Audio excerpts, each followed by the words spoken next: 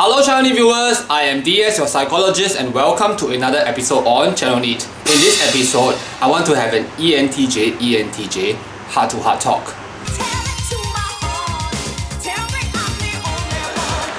Personally, I do support the idea of evolution, and I believe that MBTI is actually the work of evolution.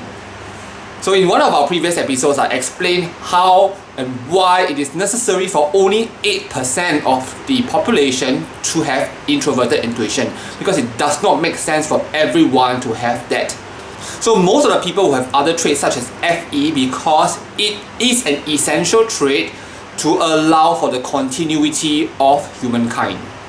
So if there is an evolutionary purpose for every MBTI type, then what is the evolutionary purpose of the ENTJ?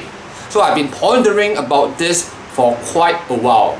So on the surface, if the question is what is the purpose of an ENTJ, what is the ENTJ born for? Many people who especially do not know ENTJs well would just say ENTJs are born to lead.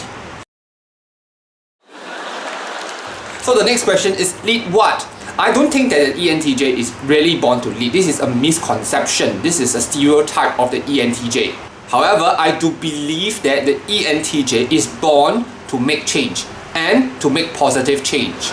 If you think about it evolutionarily, a lot of times SI and FE, they are very common traits that many people may have.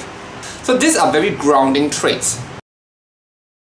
So generally people do not like change, they like to follow tradition because it gives them comfort. Unfortunately, every community, every society must evolve and improve. So that is where the ENTJ is supposed to come in to drive this change. I would say that this is a very difficult process for the ENTJ because most of the time they have to first win the hearts of the people that they need to drive the change for. So take myself for example, I find it very hard to do what other people are doing because it does not speak to me. Like for example, when I started YouTube, I do not ask my friends to subscribe to me. I ask those who are very close to me. I do not ask everyone. But after joining a network of YouTubers, I realized that a lot of people are just screaming out loud to everyone that they know to help subscribe to their YouTube. For an ENTJ, I find this very difficult to do. It's just not built internally for me to want to do that, because first of all, when I do that, I feel that I'm imposing on others. And of course, I also feel obliged to return you a favor thereafter. So as of today, I have 1.18k subscribers for this channel, and I must say that at least 80% of these subscribers, I do not know you personally. So thank you so much for watching. So it is natural for an ENTJ's journey to success to be very hard because we want to do it the proper way. I don't want to ask my friends to do it because I want to earn the subscribers myself. It takes a much longer time before I can achieve this. But yes, ENTJs can achieve this. So one thing I want to share with fellow ENTJs is avoid comparing yourself with others. At the same time as when I started YouTube, there are a lot of other YouTubers who also started YouTube, and they rose above me much faster. When I just had 50 subscribers, other channels who started around the same time as me already have 400, 500 because they are asking their friends to subscribe to them. But today, many of these channels are no longer releasing any videos. They have just died. So there comes, even though we do not achieve success quickly or easily most of the time, but our effects, our success can be longer lasting. The copper top battery. No regular battery looks like it or lasts like it. So here I am reminded of two very famous ENTJs, my idols. First is Lee Kuan Yew. So when Mr. Lee Kuan Yew became the first Prime Minister of Singapore, there was so much resistance because he tried to revolutionize. But the effects of his work is so enduring that even today, you can still find his spirit around in Singapore.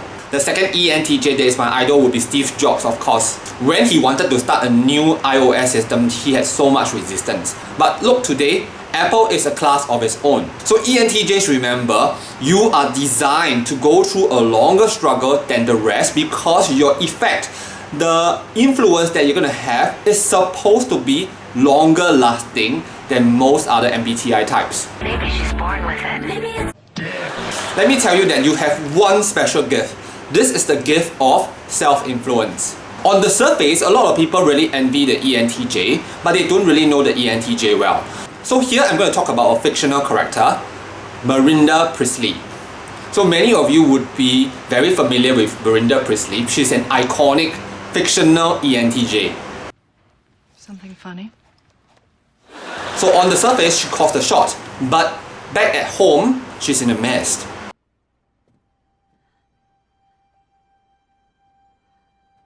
For some strange reasons, the ENTJ is not built to appreciate social support. So when I am sad, when I am tired, I suffer myself. I want to go through this myself because I don't want to inconvenience my friends. And also, I don't have many friends. So studies have found that individuals with low social support tend to have many stress symptoms.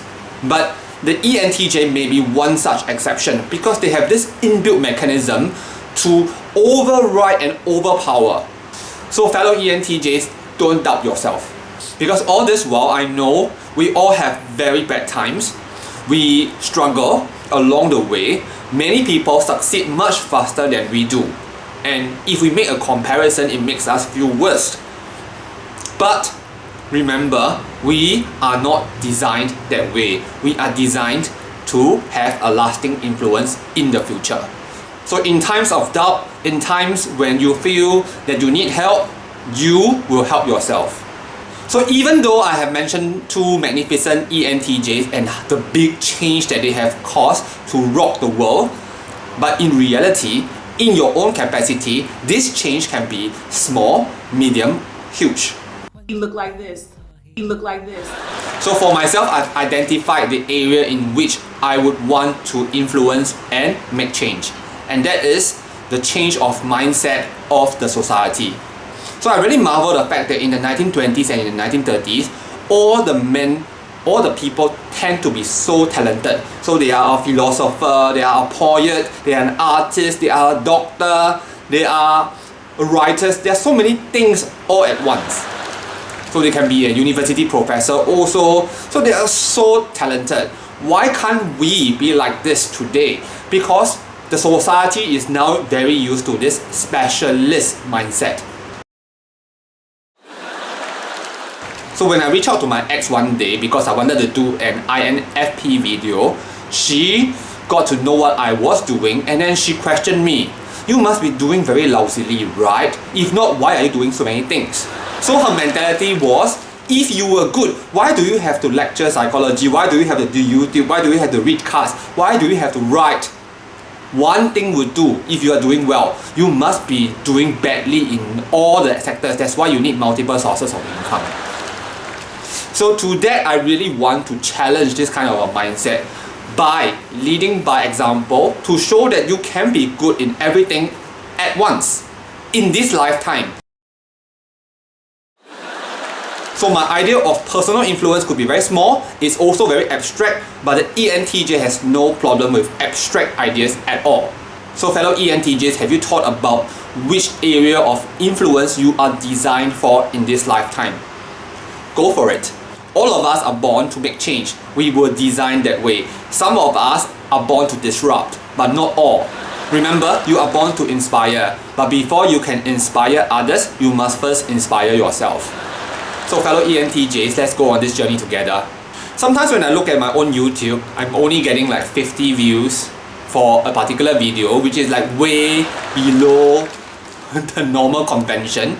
But I always console myself saying that this is just slow. Eventually, I will make it. So why am I doing YouTube videos? Is it to make money? Not really. My purpose of doing YouTube videos is to influence. And of course, to influence, I cannot settle for just 50 viewers. So I will work hard. It's only when you garner enough people watching, then are you in a position to say that you can influence. So okay, I finished my speech. Although it is meant for an ENTJ, but I think that this generic speech is suitable for every MBTI type. Okay, if you have enjoyed today's episode, do like, and if you have not subscribed, do consider subscribing so that we can bring you more ENTJ, MBTI and fun stuff. Okay, I'm going to sign off now and I'll see you in our next episode. Bye bye.